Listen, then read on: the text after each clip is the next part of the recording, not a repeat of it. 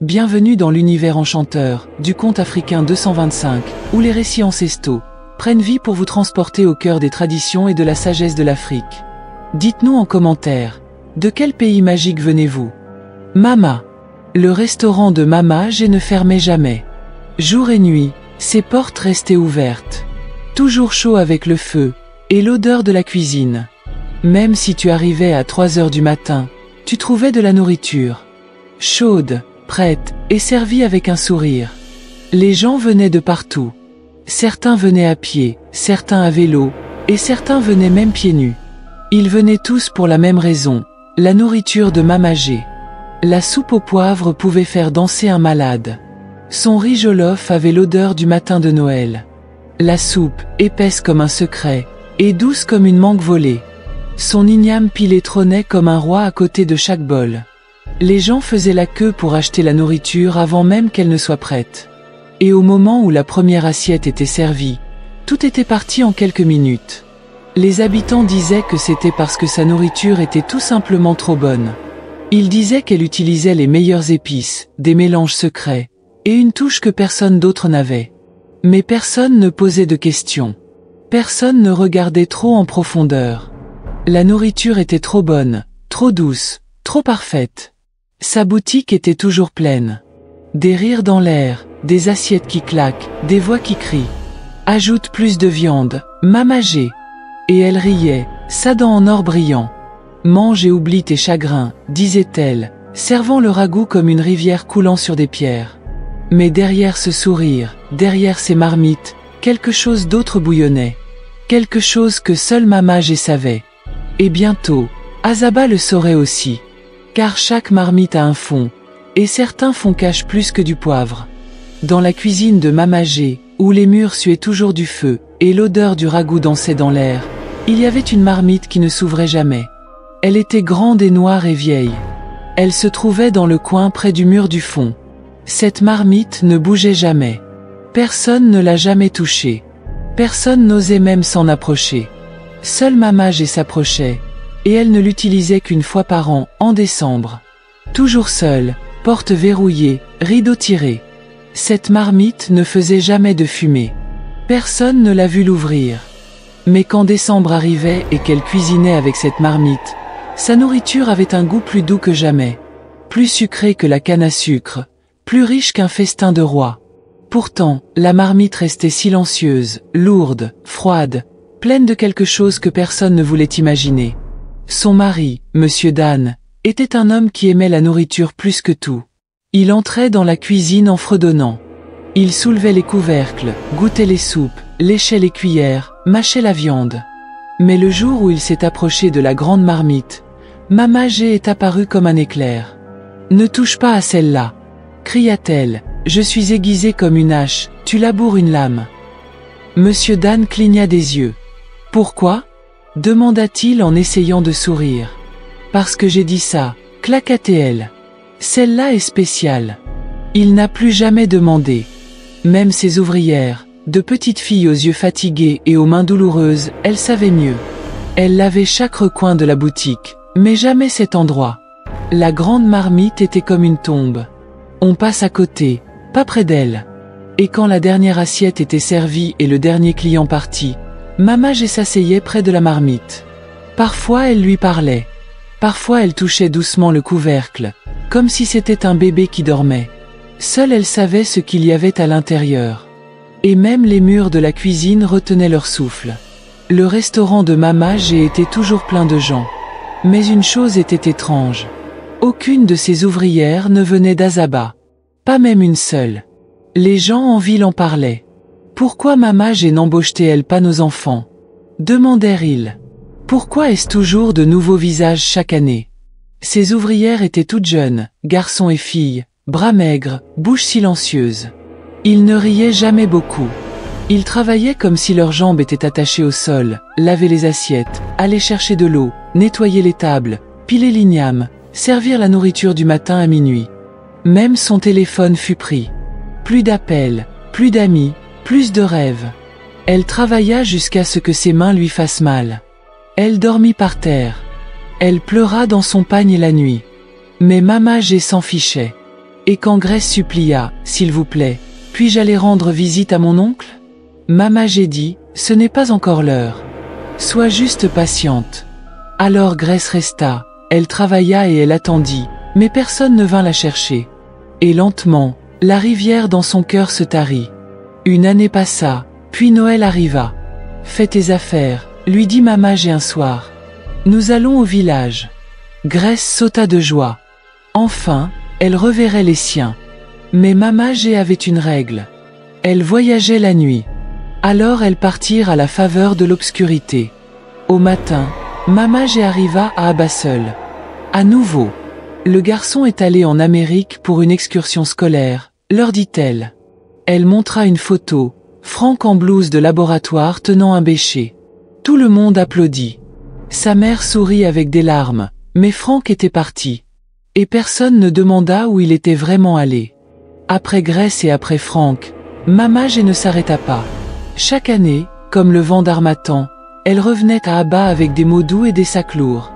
Elle allait de concession en concession, portant des photos comme des clés, ouvrant les cœurs des parents pauvres. Chaque fois, elle disait, « Regarde celui-ci, il est maintenant en classe de sciences. » Voilà, elle a rejoint la chorale de l'école. Ton enfant sera comme eux. Et les parents, ils croyaient. Ils voyaient des visages souriants en uniforme, tenant des livres, debout près des tableaux noirs. Ils ne savaient pas que ces photos étaient vieilles, ou parfois fausses. Mamage revenait toujours en ville avec 2 ou 3 nouveaux enfants. Elle leur donnait du savon. Elle leur donnait des brosses à dents. Elle leur donnait des chaussures et des rêves. Mais après quelque temps, les chaussures disparaissaient. Le savon s'épuisait. Les livres seraient oubliés.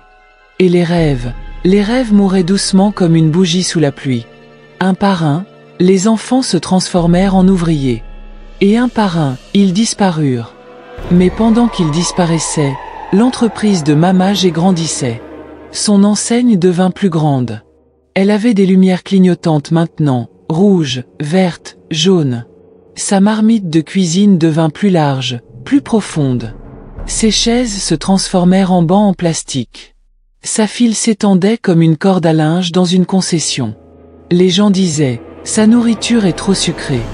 Il y a quelque chose qu'elle y ajoute. Peut-être que c'est sa recette secrète. Personne ne savait que son secret n'était pas dans le poivre, pas dans les oignons, pas dans les écrevisses. Le secret était quelque chose de plus sombre. Quelque chose qui venait avec un prix. Tandis que son restaurant grossissait, le village d'Aba devenait plus silencieux. Parce que chaque année, un autre enfant partait avec Mamage. Un autre décembre arriva. Les arbres étaient poussiéreux, la brise était sèche. Et dans le village d'Aba, les tambours avaient cessé de danser. Dans une petite concession à la lisière du village, une fille était assise sur un banc en bois. Son nom était Destiny. Ses yeux étaient calmes, ses pieds étaient nus. Ses cheveux étaient attachés en tresses douces. Destiny était orpheline. Ses 2 parents sont morts de maladie. Et elle vivait maintenant avec sa grand-mère, une vieille femme qui vendait des herbes au bord de la route. Ils étaient pauvres. Ils n'avaient qu'une seule tasse pour boire.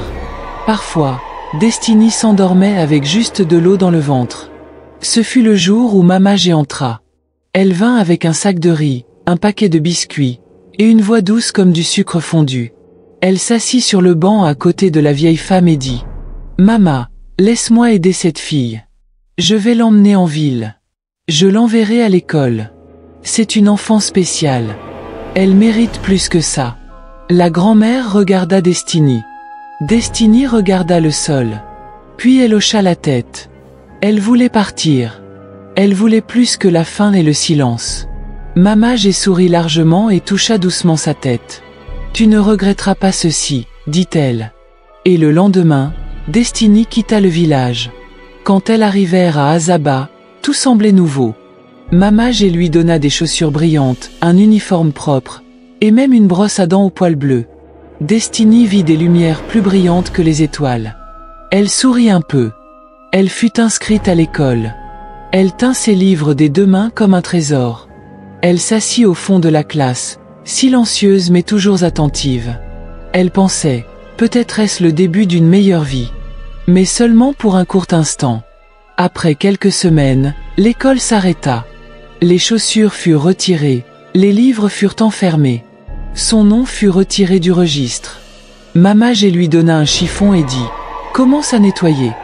Les clients arrivent. » À partir de ce jour, Destiny commença le travail. Elle balaya le sol avant que les oiseaux ne se réveillent. Elle chercha de l'eau jusqu'à ce que ses bras tremblent. Elle lava des marmites si grandes qu'elle aurait pu rentrer dedans. Elle travaillait du lever du soleil à minuit.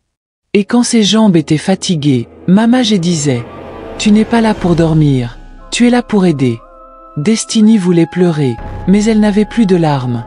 Comme les autres avant elle, Grace, Frank et les sans-nom, Destiny était devenue partie de la cuisine.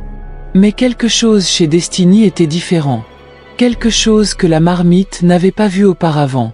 Dans le monde de Mamagé, la cuisine était occupée, la nourriture était chaude et l'argent continuait d'affluer. Mais derrière tout ce bruit, quelque chose de silencieux et de méchant rampait. C'était Monsieur Dan, le mari de Mamagé. Il avait un gros ventre, un rire bruyant, et un amour pour la soupe au poivre. Mais ses yeux avaient commencé à faire quelque chose de mal. Ses yeux étaient toujours sur Destiny. Quand elle se penchait pour prendre de l'eau, il se tenait derrière elle. Quand elle lavait du poisson, il s'asseyait sur le banc, mâchant un cure-dent, fixant. Quand elle changeait ses vêtements dans le petit coin derrière le rideau, elle entendait ses pas passer, lentement. « Oncle », dit-elle un soir. Sa voix tremblante comme une feuille sèche dans le vent. « As-tu besoin de quelque chose ?» Il lécha ses lèvres et dit « J'ai besoin de toi ». Ses mains se figèrent. Elle laissa tomber l'assiette qu'elle tenait. Elle se brisa. Il se pencha plus près. « Ne sois pas timide. Je peux prendre soin de toi mieux que Mamagé. » Au début, Destiny pensa que c'était une erreur. Puis un jour il toucha son bras et sourit. « Viens à la maison un jour. Je te donnerai quelque chose de doux. » Destiny courut. Ses mains tremblaient, sa poitrine se sentait serrée comme un tambour. Cette nuit-là, elle essaya de le dire à Mamagé. Elle se tint près du fourneau et murmura « Mama, ton mari me dit des choses. » Mamagé se retourna et la regarda, son visage dur comme la pierre. « Occupe-toi de ton travail et arrête de chercher des ennuis, » claqua-t-elle. Destiny ravala ces mots. Sa voix resta coincée dans sa gorge. Elle resta silencieuse, mais le danger ne s'arrêta pas. Puis un matin, Mamagé l'appela. « Va à la maison et apporte un sac de riz, il est dans l'arrière-boutique. » Destiny se figea. « Seule ?» demanda-t-elle. Mamagé ne répondit pas. Elle agita juste la main et s'en alla. Alors Destiny alla. Elle marcha lentement, ses jambes lourdes comme des pierres. Elle ouvrit le portail, entra dans la maison. C'était silencieux, trop silencieux. L'air semblait épais. La lumière ne bougeait pas. Elle alla à l'arrière-boutique. Soudain, la porte d'entrée claqua. Clic, clic, 2 serrures. Elle se retourna. Monsieur Dan se tenait là. Ses yeux sombres, son sourire faux. « Oncle, s'il vous plaît, » murmura-t-elle. « Mamagé a dit que je devais juste prendre du riz. » Il fit un pas de plus. « Tu ne vas nulle part pour l'instant, » dit-il, sa voix lente et lourde. Destiny recula. Elle heurta une chaise. Ses mains tremblaient, ses lèvres tremblaient. Il bougea plus vite, attrapa son bras, la tira vers la chambre. Destiny cria, elle supplia. Elle donna des coups de pied et pleura. « S'il vous plaît, laissez-moi partir. Mama le découvrira. » Mais il était plus fort, il la plaqua, il grimpa sur elle. Alors la porte s'ouvrit en grand. Mamagé se tenait là. Elle vit tout. Ses yeux passèrent de la robe déchirée de Destiny aux mains méchantes de Monsieur Dan. Elle ne cligna pas des yeux. Elle ne cria pas. Elle ne dit pas un mot. Elle se retourna et s'en alla, laissant Destiny sur le lit en pleurs. Laissant son mari derrière, en sueur. Laissant la maison pleine de honte. Au matin, la pièce était vide. Ses chaussures étaient parties. Ses vêtements étaient partis. Même son téléphone manquait. Destiny se réveilla dans le silence. Elle alla à la boutique. Mamagé était déjà là, remuant la soupe au poivre. Elle ne regarda pas Destiny. Elle ne demanda pas pour le riz. Elle dit juste « Commence à couper les oignons. » Plus tard ce jour-là, Mamaj cria dans la rue. Mon mari a disparu. Depuis que j'ai envoyé Destiny chercher du riz, il n'est pas revenu. Les gens se rassemblèrent. Mamaj cria fort, elle serrait son pagne. Elle s'agenouilla par terre. Où est mon mari? Destiny se tenait dans le coin, ses mains tremblantes, sa poitrine lourde. Elle ne parla pas. Quelqu'un dans la foule la montra du doigt. N'est-ce pas toi qui l'as vue en dernier? Une autre voix cracha. Peut-être qu'elle l'a tué. Mamaj se retourna, ses yeux rouges. Elle gifla Destiny si fort que sa tête tourna. Tu as touché mon mari. Tu as essayé de me le voler. Destiny secoua la tête. Non, Mama, je n'ai pas fait ça. Avant qu'elle ne puisse finir, Mamaj la gifla, chaud, dur, lourd. Menteuse, cria-t-elle. Tu voulais m'arracher mon mari. La foule haleta. Une femme se couvrit la bouche. Un homme murmura. Est-ce vrai? Quelqu'un cracha par terre à côté de Destiny. Une autre voix dit. Cette fille est maudite. Destiny pleura. Sa voix se brisa. Je ne l'ai pas touchée. Je n'ai rien fait. Mais Mamaj n'avait pas fini. Elle attrapa un gros bâton de cuisine, épais comme une branche d'arbre, lisse par le feu et l'huile. Elle le leva au-dessus de sa tête, le feu dans les yeux. Aujourd'hui, je vais te faire sortir le démon à coups de bâton. Destiny essaya de ramper pour s'éloigner. Ses mains grattèrent le sol, ses jambes tremblaient. Mamaj courut après elle, levant le bâton pour frapper, mais dans sa colère, dans sa hâte, dans sa tempête, elle frappa autre chose, la marmite interdite. La marmite roula une fois de plus, puis s'arrêta. Le couvercle bougea comme un serpent paresseux et glissa. Ce qui en sortit n'était pas de la fumée. C'était le silence, un silence épais, lourd. Puis une odeur, âcre, amère, étrange, pas de poivre, pas de viande, quelque chose de pire, quelque chose qui tordait l'estomac. Une femme s'avança. Elle regarda à l'intérieur et cria, fort, comme si quelqu'un lui avait versé du feu dans la gorge. D'autres se précipitèrent. Un par un, ils regardèrent, puis ils crièrent tous. Des hommes se couvrirent la bouche. Des femmes tombèrent par terre. Un homme vomit près de la table au poivre. À l'intérieur de la marmite se trouvait une tête, Monsieur Dan. Ses yeux toujours ouverts, ses lèvres sombres, son cou coupé net.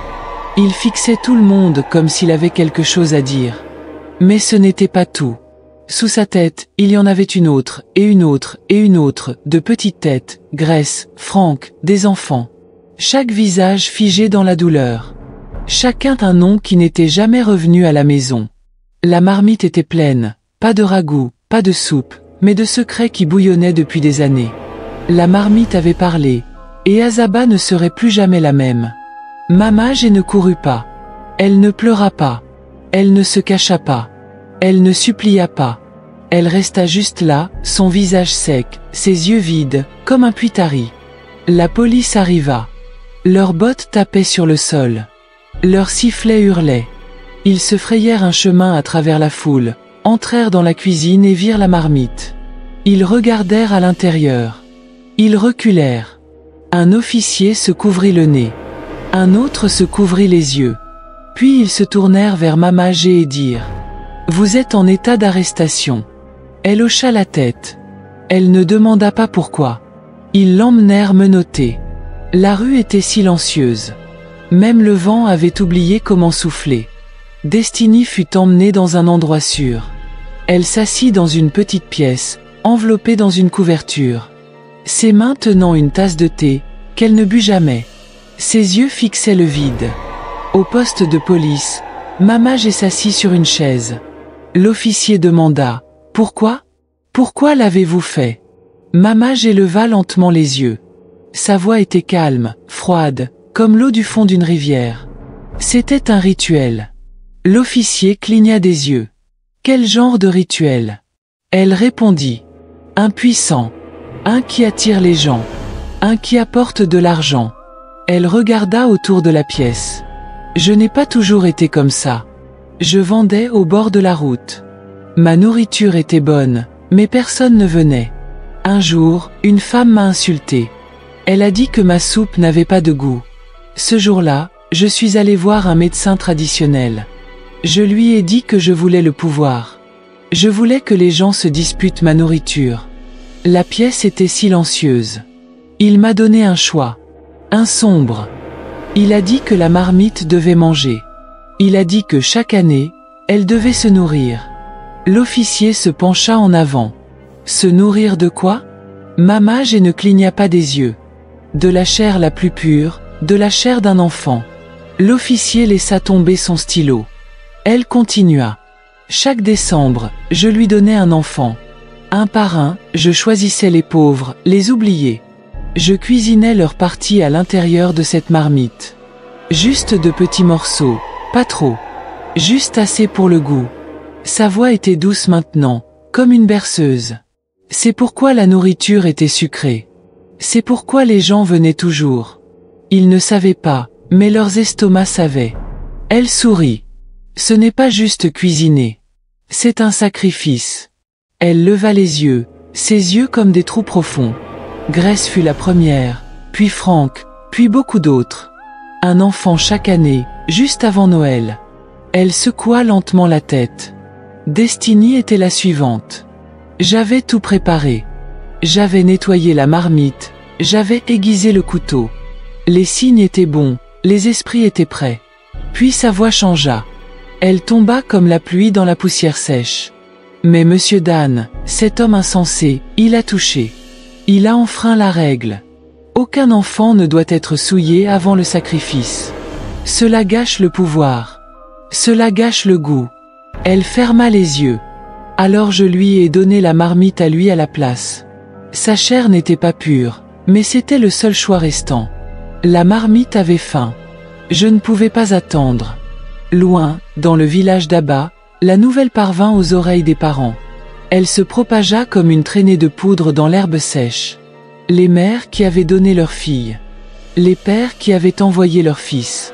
Ils se rassemblèrent tous sur la place du village, portant les photos que Mamage leur avait autrefois données.